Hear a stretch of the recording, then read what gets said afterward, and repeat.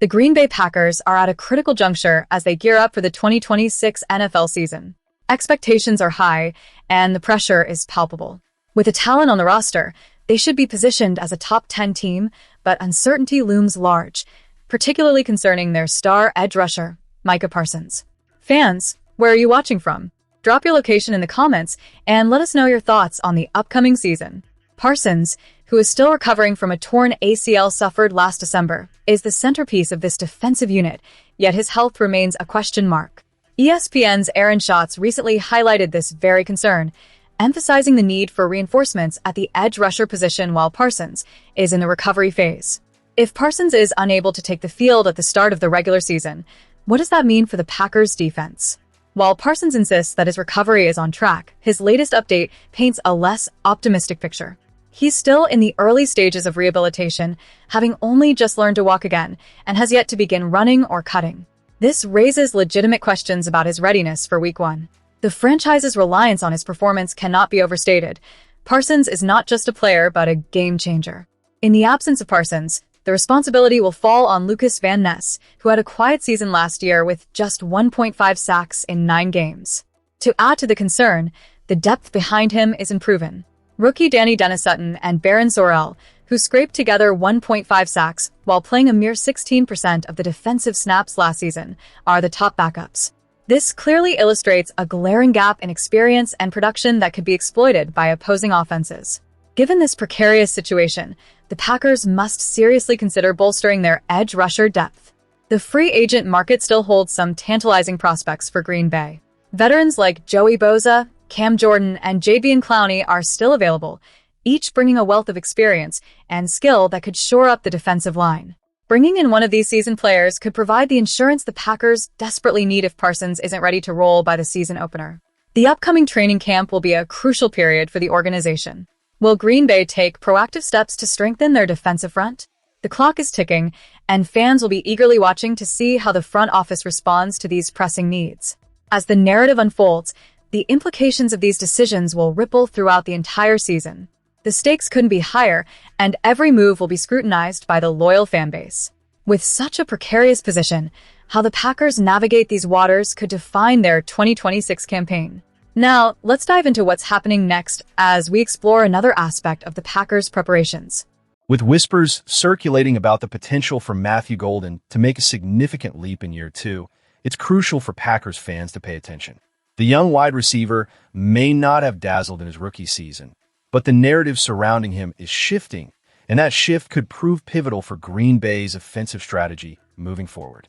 As Golden moves into his second year, the confidence emanating from the coaching staff is palpable, and it's time to delve into why this matters so much for our team. Passing game coordinator Jason Vrabel recently underscored Golden's development by noting that he is starting to become a lot more confident. This statement encapsulates the essence of what Golden needs to succeed, a mental transformation to complement his physical abilities. It's not just about talent, which Golden clearly possesses. It's about harnessing that talent through understanding and decisiveness. This offseason, Golden took a proactive approach, studying film of himself and identifying key areas for improvement, particularly in his speed and decision-making on the field. Vrabel pointed out that the hesitation that plagued Golden during his rookie year was not a matter of physical inability, but rather a mental hurdle. "I was watching the tape. I just wasn't playing as fast as I wanted," Golden recognized. This self-awareness is a positive sign, indicating that he understands the intricacies of the game go beyond mere athleticism. It's about reacting instinctively, a crucial requirement when facing the elite cornerbacks of the NFL. For young receivers, mastering an NFL offense is akin to navigating a minefield. It's not just about running routes and catching passes. It's about timing, adjustments, and the ability to read defenses in real time. As Vrabel emphasized, knowing the playbook inside and out is essential for any receiver looking to maximize their impact. When a player is bogged down by uncertainty, it's evident in their performance. And that was the case for Golden last season. He had flashes of brilliance, but was often caught in the mental crossfire, leading to moments where he looked like he was still processing plays instead of reacting. The encouraging aspect for Packers fans is that coaches believe Golden is beginning to close that gap. His improved understanding of the offense is a cause for optimism. As he becomes more adept at the details and grasps why they matter, he is likely to line up faster, adjust more efficiently, and ultimately be in the right place at the right time.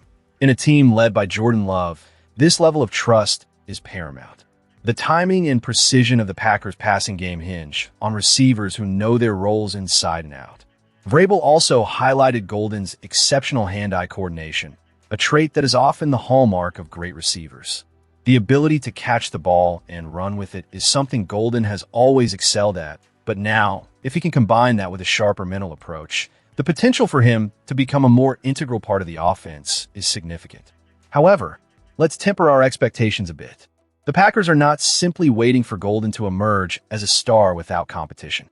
The receiver room is deep, and young players must fight for their roles every season. Consistency will be key for Golden if he is to carve out a reliable spot. A dependable Golden would not only serve as another target for Love, but would also add a layer of complexity to the offense, keeping opposing defenses on their toes. Moreover, Golden's progress reflects positively on the Packers' player development strategy. The franchise has heavily invested in youthful talent, and if Golden's growth continues, it could serve as yet another testament to the effectiveness of this approach. In conclusion, we're not declaring Matthew Golden a breakout star just yet. Rather, the focus should be on his journey of self-discovery and improvement. The Packers believe in his growing confidence and evolving playbook knowledge, and if these trends continue, Golden could emerge as one of the most intriguing players to watch in year 2. As we look ahead to the season, let's keep our eyes on him as he seeks to transform potential into performance. Now, as we transition to our next segment, let's delve deeper into the ongoing developments surrounding the Packers that could shape the team's future. As we dive deeper into the evolving narrative of the Green Bay Packers, we find ourselves at an intriguing crossroads with Jordan Love. The young quarterback is starting to garner recognition across the NFL, and much of that applause feels deserved. But let's not get ahead of ourselves. While Love's stock is rising, a critical analysis reveals that comparisons to the league's elite might be premature at this stage. Recently, former NFL defensive coordinator Gannon had some high praise for Love, labeling him top tier and crediting him as a significant factor in why the Packers are turning heads. It's important to note that when defensive coaches speak highly of quarterbacks, they often have solid reasoning behind their words. Gannon's experience preparing for Love has given him a front-row seat to the young quarterback's arm talent, mobility, and ability to challenge defenses across the field. These attributes have indeed made Love a formidable presence on the field. In 2025, Love showed that he could be a quality quarterback, throwing for 3,381 yards with 23 touchdowns and just 6 interceptions, resulting in a 101.2 passer rating. This marked a substantial increase in efficiency, something Green Bay desperately needed. The numbers suggest that Love isn't merely living off potential anymore. He's beginning to build a case for himself as a leader capable of guiding the Packers to success. However, it's essential to maintain a measured perspective. While Love deserves acknowledgement for his performance, labeling him as elite sets a bar that carries significant expectations. There remains a considerable gap between him and quarterbacks like Justin Herbert. Herbert boasts a more established track record, with career numbers that dwarf Love's at 24,820 passing yards, 163 touchdowns, and 58 interceptions. In contrast, Love has tallied 11,535 yards, 83 touchdowns, and 31 picks. The disparity in workload cannot be ignored. Love's efficiency is commendable, but Herbert has been shouldering that burden for much longer, which brings experience into play. Then we look at the physical attributes. Herbert fits the mold of what teams envision for a franchise quarterback. He has the size, arm strength, and pocket presence that commands respect.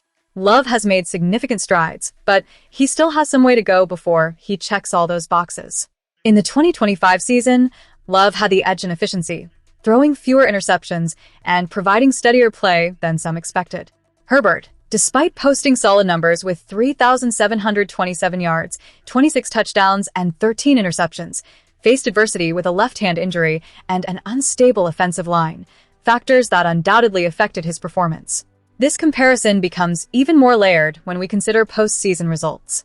Neither quarterback has yet established themselves as elite, primarily due to their struggles in January.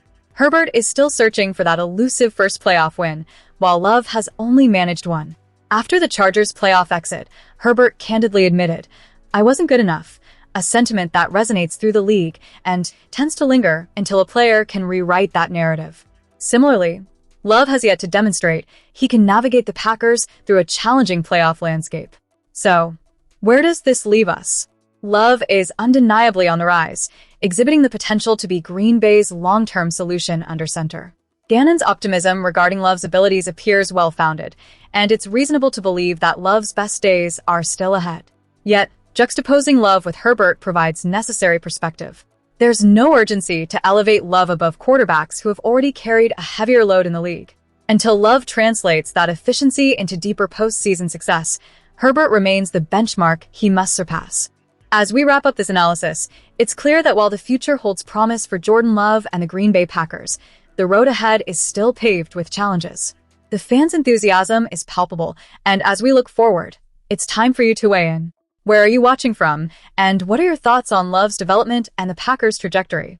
Don't forget to subscribe and share your opinions. We want to hear from you about what this season holds.